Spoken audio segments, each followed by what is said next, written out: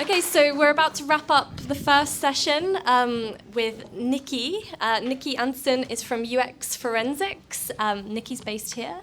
And over to you, Nikki. Thank you so much. I know that I'm standing between you and a drink refreshment, so I really appreciate it. But I'm hoping that this talk will be so good that you're going to bypass the bar and come talk to me. But let's see.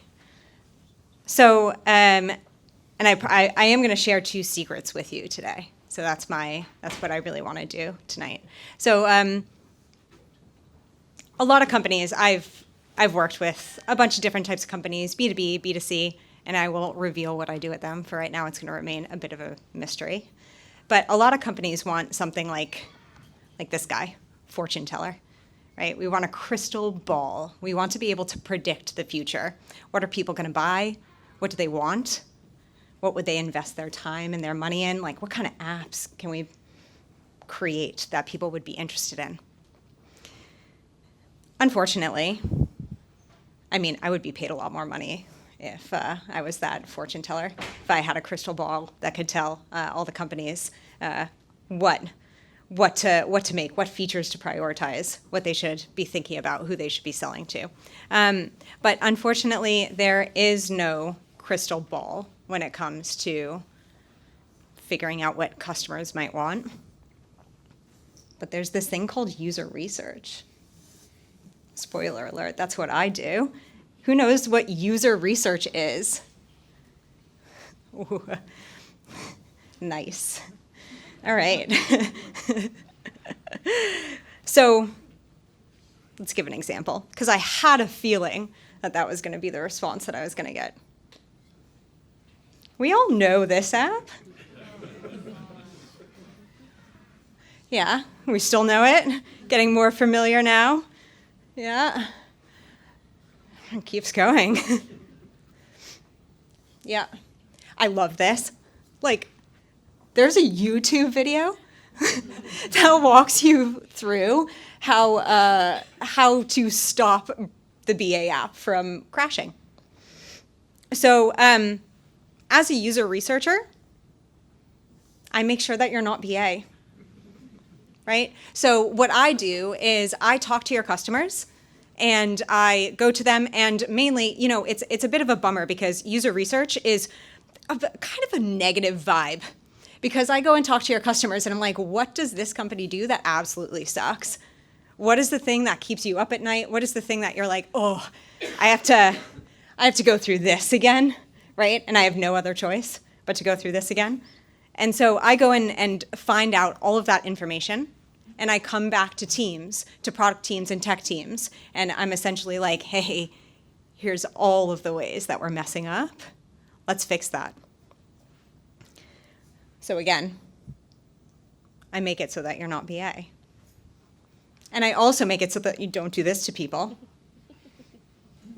How many times does that happen? Hopefully you have not. Hopefully nobody has this, Elon. I got sent this message in particular from somebody in the crowd, so I can't credit myself for finding this. But yeah, hopefully you've never had to use that cup. But somebody designed these things. Like, someone made this and was like, great idea. How cute. Right? And also the poor, like, no wonder children are sometimes traumatized.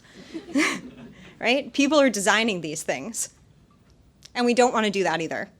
And what happens is when we don't listen to customers, so when we go, the shower ideas that you have, great idea, come up with it in the shower, like maybe you scribbled something from a dream, right, in your notebook, and you're like, oh, that's the best idea ever, right? And what happens with companies is, like, we're all guilty of it. I've done it before.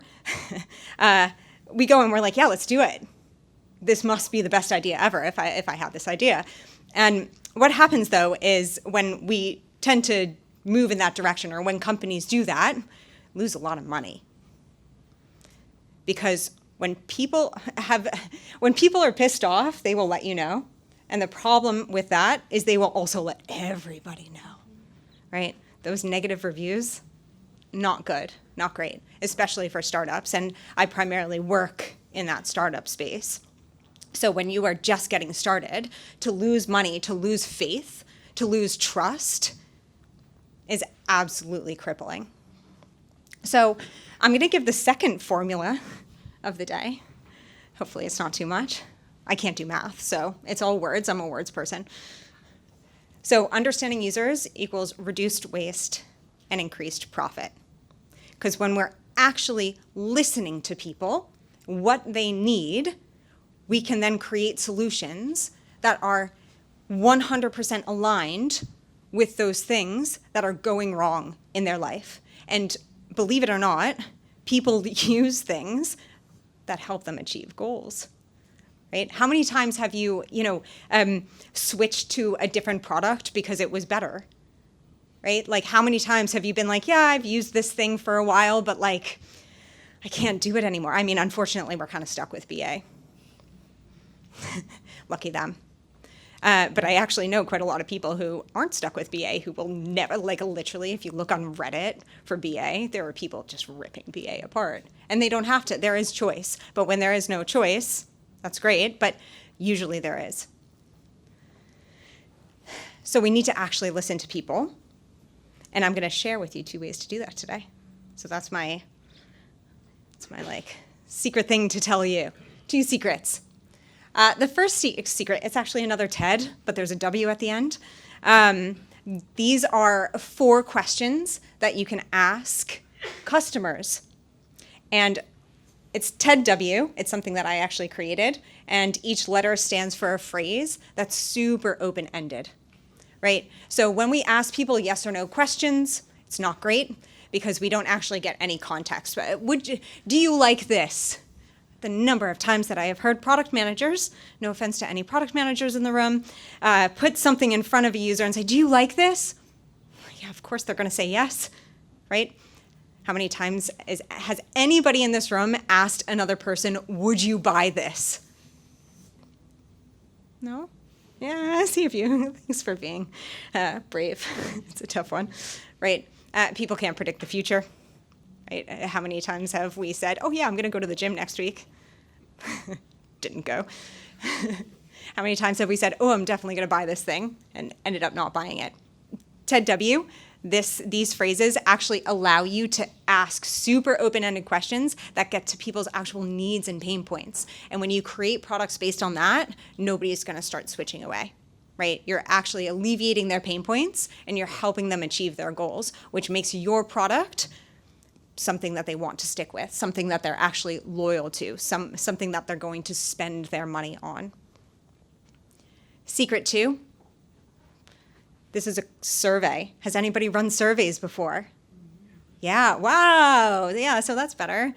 Less questions, more surveys. Okay. A lot of surveys suck. Sorry. As a user researcher, it kills me. I see surveys all the time. And you know what? I feel compelled to fill out surveys because I know how hard it is to get responses. And I'm also that person who in the open text field is like, please fix your survey. But this is an awesome survey. It's called the UMax Lite. And in this survey, you ask 2 questions. How cool is that? You know, surveys that are like 15 minutes long, and you start them in the progress bar. You go through 1 page, and the progress bar barely goes anywhere. And you're like, great, I'm going to be here for my entire life.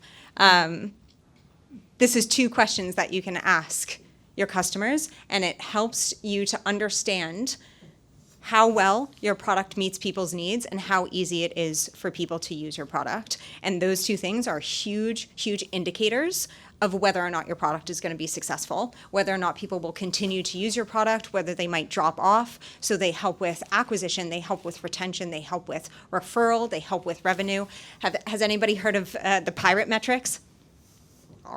Yeah, no, okay. They stand for acquisition, activation, retention, referral, and revenue. All the most important metrics pretty much in the world. And these, both the TED W and these survey questions help you with determining that kind of information. So we're not trying to guess what people want, right? We're not sitting there in the shower being like, best idea ever, let's make an app. Oh, we can. But also figure out what people actually need. Actually listen to people, take the time to talk to them, whether it's interviews, surveys, whatever it is, actually take the time to listen. Because when you listen to people, you create products that are impactful for them and products that people use. Don't be a vitamin. Be a painkiller. By the way, I'm Nikki. And more importantly, those are my cute pets. Thank you. Thank you, Nikki. That was brilliant. Again, another brilliant female founder, guys and girls. So Nikki, one question I'm going to just jump in with. Why are you here today? What do you want? What do you need? What do you need? Does everyone ask for what you need? Come talk to me about how much user research is awesome and the fact that you need it. So essentially, I'm a user research consultant. So I help companies. I go in and help you with facilitating these discussions with your customers directly. One-stop shop. I am doing all the stuff. So I make sure to do it very efficiently and within whatever it is that you need. So if anybody is interested in learning about their customers and not being BA, yeah, that's what I'm here for. Cool. Great. Anyone with any burning questions? At the back, please. I love filling in surveys. But why don't people ever pay you for that? Mainly, that's a really great question. So there's a lot of surveys that have raffles. Have you been a part of those? Yeah. You know, it's this thing called budget. Budget. Pay people to get monkeys, right? So the point is, do you really want people to respond, or do you want, no responses at all? No, yeah. We do want people to respond. Definitely. It is helpful when people tend to respond to these things.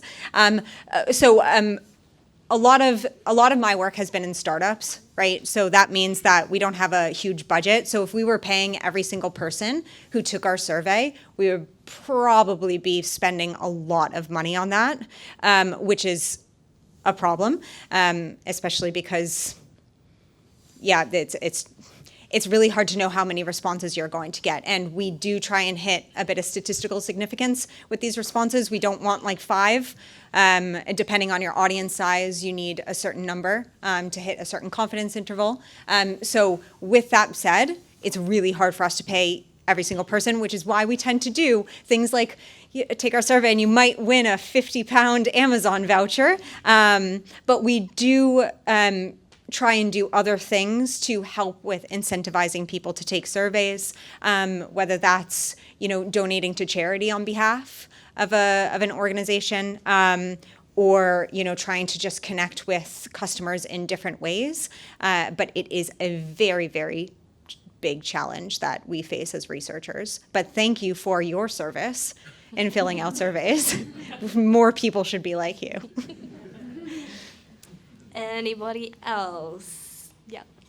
How much of your work is you obviously pitching to business like this, and actually you as a user going, Christ, that's terrible. I could actually add some value here and maybe sort of be part of their sort of recovery scheme. Love that. Recovery scheme. In Jersey, so I've been doing this for 10, 11 years now, and I've done this in New York City, Berlin, and now here in Jersey. So in Jersey, there's a lot of pitching to businesses, mainly coupled with, wow, I just had an experience with a product that you have. Do you want to chat a little bit?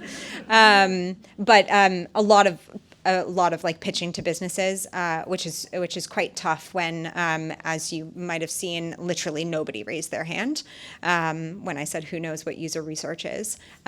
So quite a bit of educational. It's not even pitching, honestly. Most of it is educational at first, but in other places, it's very much like, ooh, yeah, we need your help, because we know that something's going wrong when there's like metrics that are off, revenues down, conversion rates down, click-through rates are down, customer acquisitions high. A lot of companies will engage with user researchers during that time period. Not so much here, but I'm trying to change that. One last question between you and a nice cold drink. Anyone? Yeah. Just to carry on that conversation, why do you think that's different Jersey compared to your business? I mean, a lot of websites are Facebook pages. So I focus on like digital experiences. I've done physical experiences like customer experience before, and like I did wayfinding in a hospital, so how people find their way through a hospital, things like art gallery, service design. But I just think that here, first, there's less competition, right? So there might be one food delivery service and no others, or there might be BA, and yes, EasyJet and Blue Island, who's having a tantrum right now, right? Or the ferry, there's one ferry, right? So there's just not a lot of competition here. So I think that's part of it. And then just the fact that it's a bit behind digitally speaking. And the industries here just don't care as much about getting up to that speed. But I think that there's a lot of opportunity here as well. So it's just finding the right channels in that space. Cool. One big clap for Nikki, please. Thank you, Nikki.